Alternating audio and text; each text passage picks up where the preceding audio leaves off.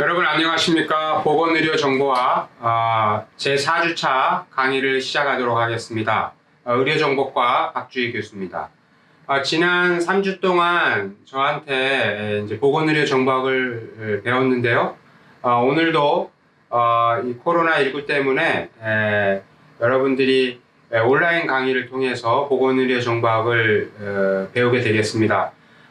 오늘 이 시간에도 지금 전 세계적으로 코로나19가 더 확산돼가지고 지금 미국이나 이런 유럽에서 너무나 그 환자들이 또 사망하고 확산돼서 당분간 우리 대학에서도 코로나19가 잠잠해질 때까지는 온라인 수업을 할 수밖에 없겠습니다.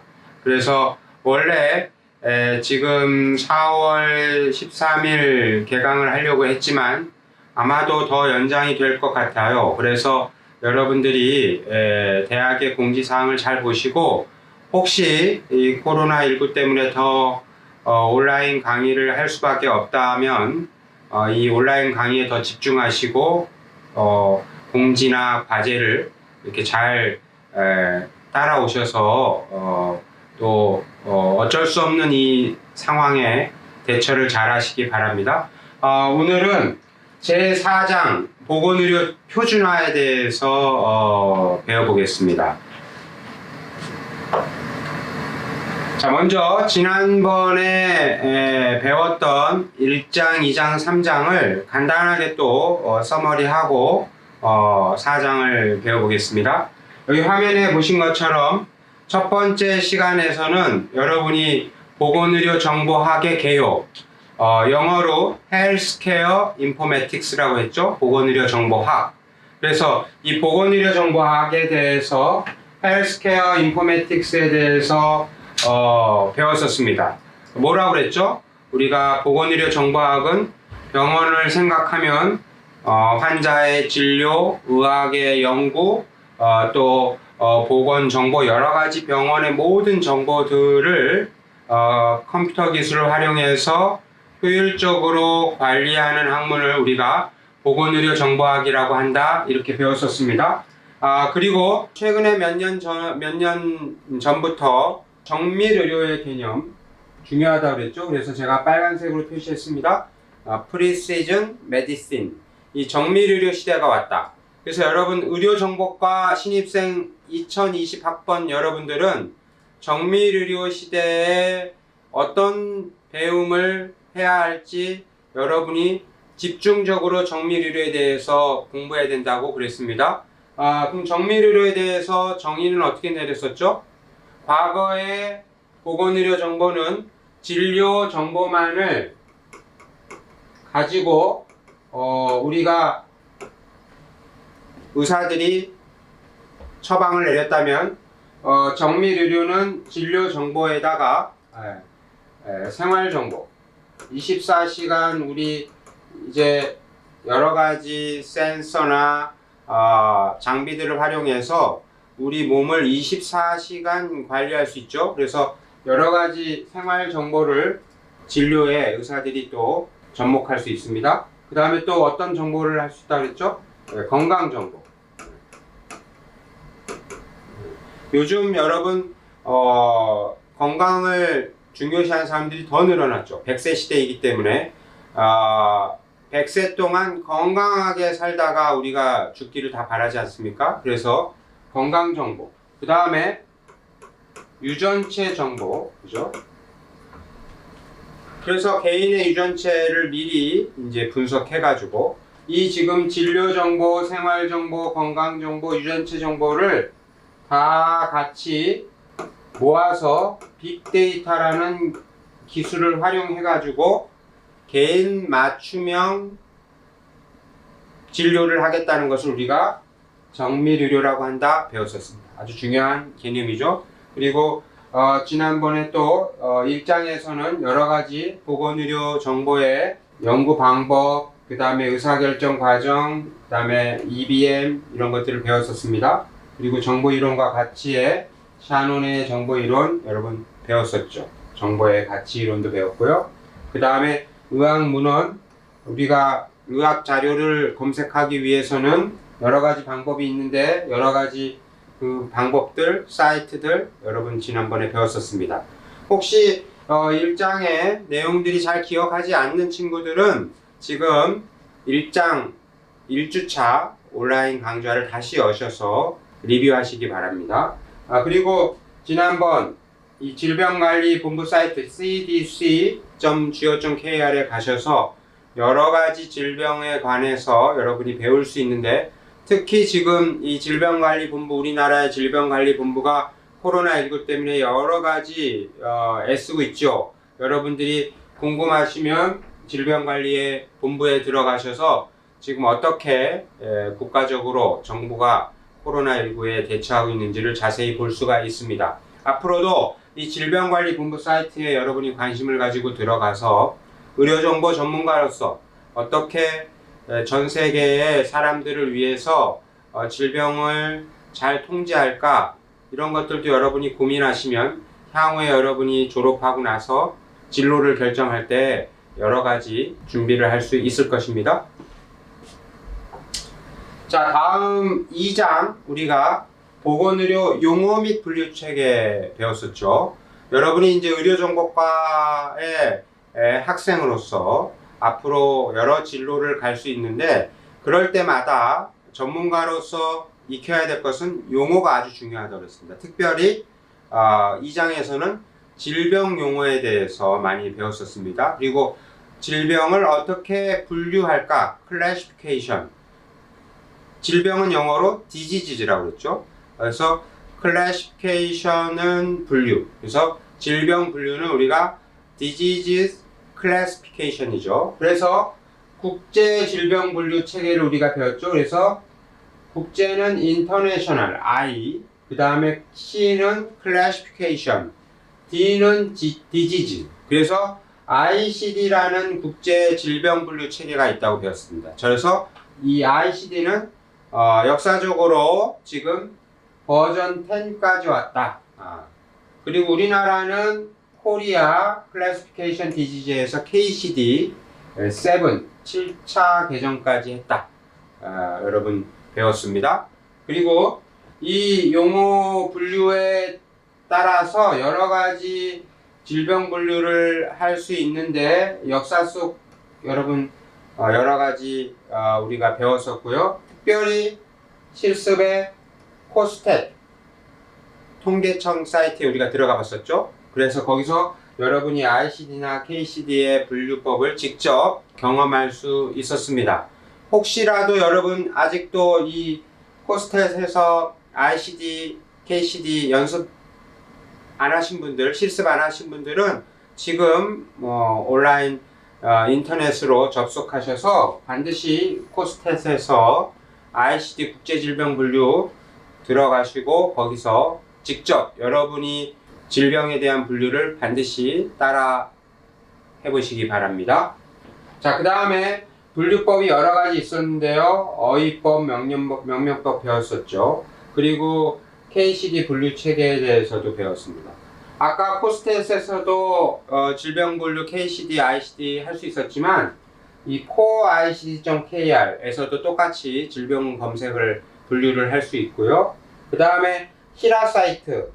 히라는 뭐라 그랬죠? 우리가 보험심사평가원이라고 그랬죠. 그래서 우리나라의 보험심사평가원, 심평원이라고도 합니다. 줄여서 심평원. 이 심평원 사이트에 openData.hira 들어가시면 뭐죠? 우리가 빅데이터 분류를 할 수 있도록 다양한 여러분이 배움을 할 수 있어서 이 사이트에 가봤었습니다. 그리고 새로운 용어들 디지털 치료제, 피포 의료 이런 거 배웠었죠. 그래서 용어에 대해서 디지털 헬스케어란 무엇인가 여러분 배웠었습니다. 그래서 새로운 용어들 포함해서 2장에서 여러 가지 질병 분류를 배웠었습니다. 잘 기억이 안 나시는 분은 새로운 것을 배우기 이전에 과거에 배웠던 것들을 더 기억하고 다시 리뷰하는 것이 아주 중요합니다. 그래서 여러분 대학교에 들어와서 다양한 과목을 배우고 다양한 지식을 습득하는 것도 아주 중요하지만 그것을 체계적으로 자기가 설명할 수 있고 다른 사람들한테 프레젠테이션 할 수 있는 능력이 더 중요하기 때문에 여러분 배운 것을 다시 한번 리뷰를 반드시 하시고 또 제가 꼭 가라는 이런 사이트들은 한 번씩 꼭 개인적으로 여러분 집에서 지금 이렇게 계실 때 반드시 실습을 해 주시기 바랍니다. 자, 그 다음에 3주차 부터 제3장 의료정보 시스템을 배웠습니다. 실제로 병원에서 지금 돌아가고 있는 시스템, 의료정보 시스템이 어떤 것들이 있을까? 3장에서 다양한 의료정보 시스템을 배웠죠. 그래서 먼저 이렇게 용어, HIS, OCS, EMR, CPR, PACS, EHR, PHR 이런 용어들에 대해서 배웠었습니다. 저 용어에 대해서 계속 여러분이 졸업할 때까지 또 졸업 후에도 사용하는 용어이기 때문에 몰라서 안 된다 그랬죠. 그래서 HIS, Health Care Information System, 병원 정보 시스템. OCS는 뭐죠? OCS는 Order Communication System, 처방 전달 시스템. EMR은 뭐죠? Electronic Medical Record, 그래서 전자 의무 기록. CPR은 뭐죠? 컴퓨터 베이스에서 하는 컴퓨터 베이스 처리 시스템. 그 다음에 PACS는 뭐죠? Picture Archiving Communication System, 영상 저장 전송 시스템. 그 다음에 EHR은 뭐죠? Electronic Health Record. 그래서 여러분 건강 기록이죠. 전자 건강 기록. 그 다음에 PHR은 뭐죠? Personal Health Record. 그래서 개인의 건강 기록. 그래서 EHR과 PHR은 어떤 차이가 있다고 그랬죠? EHR은 정부 차원에서 개인의 건강 기록을 관리하는 시스템. PHR은 개인 스스로가 자기의 건강 기록을 관리하자는 시스템. 차이점이 있죠. 둘 다 건강 기록을 관리하는 것이지만은 정부가 할 거냐, 개인이 갖고 다닐 거냐, 큰 차이점이 있다고 그랬습니다. 그래서 이렇게 여러 다양한 의료정보 시스템을 배웠는데 여러분이 집중적으로 좀 알아야 될 것은 OCS, 특히 외래 OCS와 병동 OCS의 차이점에 대해서 제가 강조했죠. 그리고 OCS가 어떤 기능을 해서 돌아가고 있는지 병원에서, 그리고 EMR, 전자의무기록, 페이퍼리스 시스템으로 우리가 의무기록을 지금까지 사용하고 있었는데 이제 컴퓨터화 다 됐다고 그랬죠. 그래서 EMR에 대해서 배웠고 OCS와 EMR은 어떤 차이점이 있는지 배웠습니다. 그리고 PACS, 의료 영상 저장 전송 시스템. 여러분이 병원에 가서 엑스레이나 여러 가지 촬영을 하면 이제는 그것이 다 컴퓨터로 전송이 돼가지고 의사 컴퓨터에 여러분이 전송이 돼서 여러분이 진료를 보게 다 구축되어 있다고 그랬죠. 상당히 많은 장비들, 고가의 장비들로 구축되어 있습니다. 그리고 여러 가지 유닛 시스템, 단위 시스템이 있다고 그랬죠. 그래서 간호정보 시스템 NIS, 임상병리 정보 시스템 LIS, 방사선 정보 시스템 RIS, 병원 경영 정보 시스템 HMIS. 이런 유닛 단위의 각각의 병원 정보 시스템이 또 존재해서 아까 배웠던 OCS, EMR, PACS하고 연동해가지고 병원에서 여러분들이 진료를 보는데 불편함이 없도록 시스템이 다 구축되어 있습니다. 이거를 통틀어서 우리가 의료정보 시스템 또는 병원정보 시스템이라고 한다 배웠었습니다. 그래서 우리가 건강보험심사평가원 아까 말씀드린 히라의 사이트에서 실습을 했었고요. 또 서울연구원이라는 사이트에 가시면 여러 가지, 여러분이 서울에 사신다면 서울에 있는 데이터들을 다 잘 분석해 놨습니다. 자, 여기까지가 이제 1장, 2장, 3장 지난 1주차, 2주차, 3주차 강의를 제가 요약을 해드렸고요. 오늘 이제 배우실 것은 보건의료 정보에 있어서 표준화에 대해서, 표준화한다는 것은 무엇인가, 그리고 보건의료 정보 표준화는 무엇인가, 이런 것을 배워보려고 합니다. 그리고 왜 필요한가, 표준화가. 그리고 표준화가 갖춰지면 어떤 효과가 있는가. 그리고 지금 현재 국제적인 표준화 기구가 어떤 것들이 있는지, 그리고 그런 것들에 대해서 국제 표준은 또 어떤 것들이 있는지 배워보려고 합니다. 그리고 우리나라에 지금 의료기관, 병원 평가 제도가 법적으로 지금 시행되고 있고, 의료기관 평가 인증제가 시행되고 있는데 이것들은 지금 어떻게 돌아가고 있는지를 제가 설명할 것입니다. 그리고 특별히 대표적인 해외 의료기관 인증제도가 있는데요. 그거에 대해서 오늘 배워보려고 합니다. 여러분 잘 집중해 주시기 바랍니다. 자, 먼저 보건의료정보 표준화 개념에 대해서 배워보도록 하겠습니다. 우선 의료정보, 지난번 1장에서도 배웠지만 Medical Information은 뭐라고 정의를 했죠? 의료기관, 병원이나 이런 의료기관에서 발생하는 환자, 페이션트의 의료 행위에 의한 여러 가지 정보, 그리고 그 의료기관, 병원의 운영에서 발생하는 여러 정보들이 있죠. 보험을 청구한다든지, 뭐 급여, 인사 이런 것들에 대한 여러 정보들을 다 집합해서 모든 그 정보들을 우리는 뭐라고 그런다? Medical Information이라고 한다. 배웠었습니다.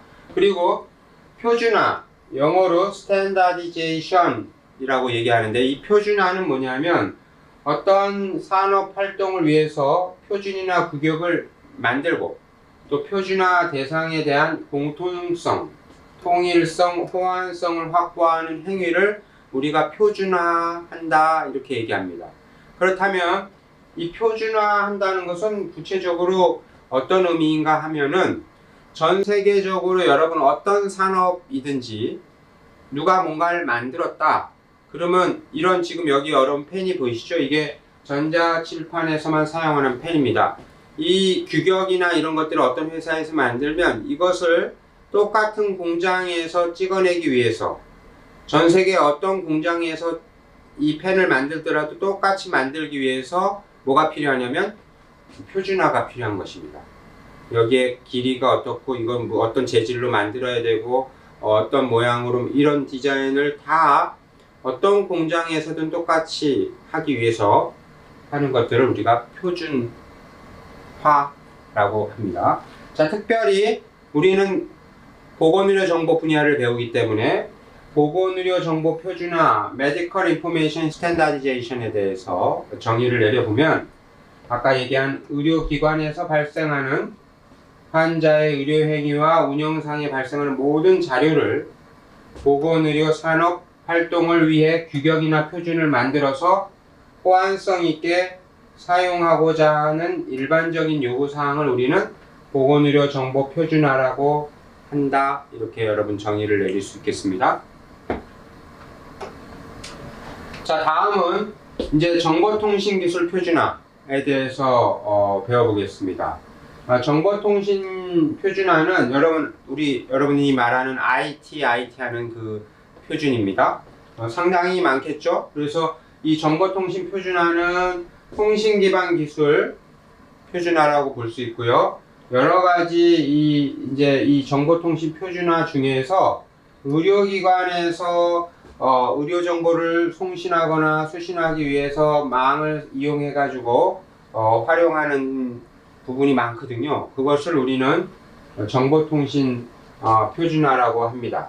그래서 여기에는 이제 물리적으로 또는 정기적으로 통신 규약이 되게 중요한데, 이 부분에 있어서 서로 다른 시스템 간의 정보를 정송하는 데 있어서 표준이 필요한 거죠. 이해 가십니까? 그래서 여러분 만약에 A라는 곳에서 B라는 곳으로 어떤 정보를 이렇게 전송하려고 할 때, 여기 A라는 곳에서 어떤 정보를 저 먼 곳에 뭐 미국이나 우리나라에서 미국에 보내는 것도 똑같고요. 뭐 서울에서 부산에 있는 정보를 보내려고 해도 똑같은데, 그럴 때 여기서 A에서 B로 보낼 때 표준화가 안 돼 있으면 정보를 제대로 받지 못하는 것입니다. 그것이 여러분 이 정보통신 기술의 표준화입니다. 예를 들면 여러분 전화를 우리가 처음에 만들었을 때 여러분 전화 벨이 울리면 전화를 누르고 이렇게 받지 않습니까? 그렇게 전화벨이 울리면 전화 버튼을 누르고 전화를 받는다. 그리고 통화하고 나서 또 전원을 끈다. 이 부분이 다 프로세스거든요. 이것을 표준화한다 이렇게 보면 되겠습니다. 그래서 통신규약, 이런 프로토콜이란 말이 있는데요.